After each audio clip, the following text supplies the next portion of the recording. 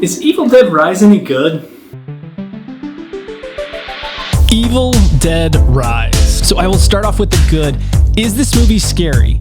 Yes, this movie is terrifying. There were so many sequences where I found myself just very uneasy, flinching, feeling very uncomfortable in the theater, which is what you want out of a horror film. The lead is played by Alyssa Sutherland, who I know is Queen Auslog from the Viking series. Alyssa Sutherland plays a single mother doing her best to raise her 3 children on her own. Sutherland's performance was absolutely formidable. Every time she was on the screen, I just felt this sense of unease. It was a very physical performance as well. She was very twitchy and she moved her body in ways that were very disquieting. Sutherland's voice goes from being very motherly, sweet, and endearing to this very demonic, guttural, awful sound. Open up now.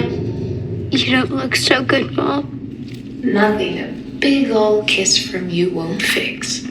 From the crazy eye contact she wears to the voice to the makeup, every aspect of her is well thought out and creates a very terrifying persona. Her youngest daughter, played by actress Nell Fisher, is what really is the heart of this film. She kind of pulls everything together and is what makes things even scarier because you're just so worried for this small child. The film does an amazing job with their macro shots. They have these super close-up shots that enhance the tension, and it's used sparingly enough to not be overdone. So that was what worked about the film, but what didn't work about the film?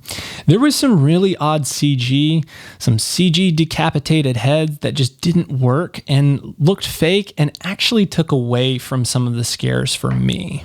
I'm much more of a fan of practical effects because it just feels more scary. So take Lord of the Rings, for example. The Uruk-hai were absolutely terrifying because they looked real. In the Hobbit films, the giant orc Azog was not scary at all to me because he was just a digital creature.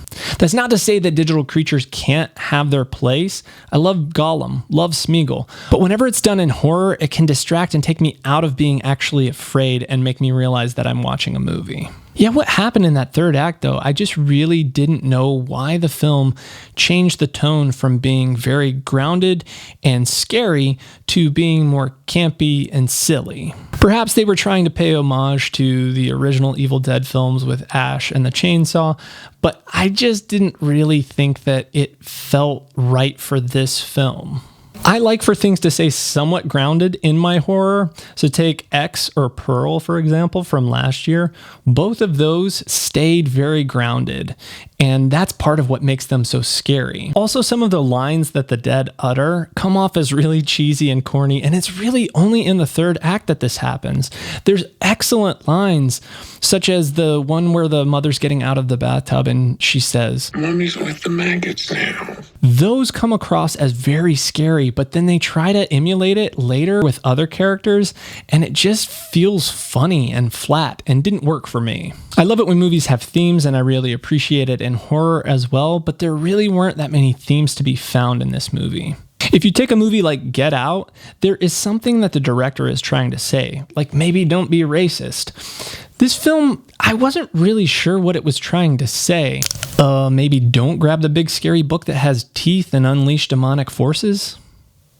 The pacing in this movie is fantastic. There were no moments where I felt lulls, and it comes in at about an hour and a half. So I remember when I first saw this trailer, I think it still may be one of the best horror trailers ever made. Everything you want to know about the film is in the trailer. It made my interest level through the roof. But the movie, not so much. All the best bits are in the trailer. And I just was looking for a movie that reflected the trailer a little bit more. When you're there and it's fleshed out further, there's just some weird corniness, some weird campiness, some things that just felt like they didn't belong with the tone of what the trailer had promised. So that's where I felt a little let down. The cinematography and sound design in this film is top notch. The fingers coming over the bath, the way it's shot, the demonic sounding voices, the vocals, the makeup. There is so much in this movie to enjoy and appreciate. Overall, though, as a film, it was not something that I really enjoyed. So you will likely never hear me say that a movie is bad, dog shit, horrible, because I know the amount of work that goes into making a film, and I realize that not every movie is for every person. So this movie wasn't necessarily for me, but that doesn't mean it's not for you. Who is this film for? I think it's for diehard Evil Dead fans and fans of horror who have to see every new horror film that comes out.